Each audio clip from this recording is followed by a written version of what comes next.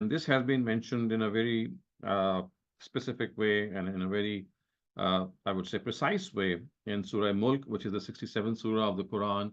And it says, الَّذِي خَلَقَ الْمَوْتَ وَالْحَيَاةَ لِيَبْلُوَكُمْ أَيُّكُمْ أَحْسَنُ أَمَلًا وَهُوَ الْعَزِيزُ الْغَفُورُ, which means he who created death and life that he might test you as to which of you is best regarding deeds. And he is also mighty and forgiving. So the first thing that you can see, and the first practice of the Almighty, which is rampant, which pervades our lives, is this practice of test and trials.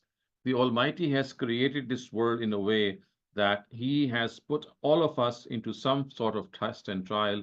And the reason for putting us into test and trial is that He wants to check how we behave towards these trials, whether we are grateful to Him for His favors, whether we show patience to Him in these testing times. So you see, all of us, we pass through testing times. At times, it is because of the loss of a near and dear one. At times, these testing times comes because of the fact that there are financial difficulties. At times, we have sickness and illness, which goes on and on.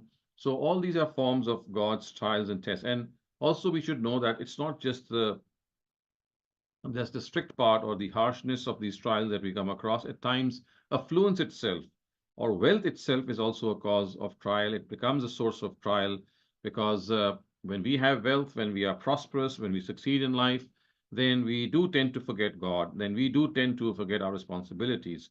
So whether we are blessed with wealth and riches and luxuries, or whether we are deprived of them in some way, or whether we are passing through any form of calamity, or difficult circumstances. These are basically trials and tests from God, and they are meant to test our mettle.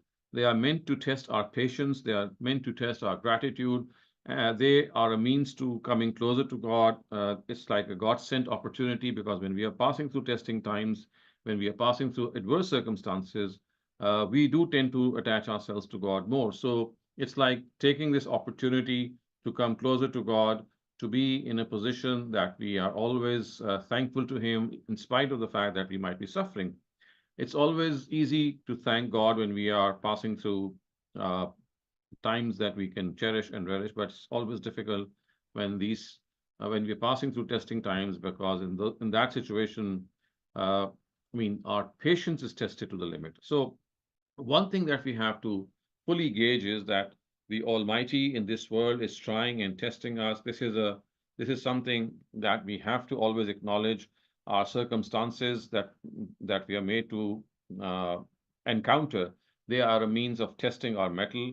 And the reason for this trial and test is that the Almighty is going to reward or punish us on the basis of how we behave in these trials and tests. If our behavior is up to the mark, if our behavior is something in which we are able to make sense of a lot of things, in spite of difficulties, in spite of adverse circumstances, we are still able to traverse the path of life in a way that we are grateful to Him, then the ultimate reward of paradise will become our destiny.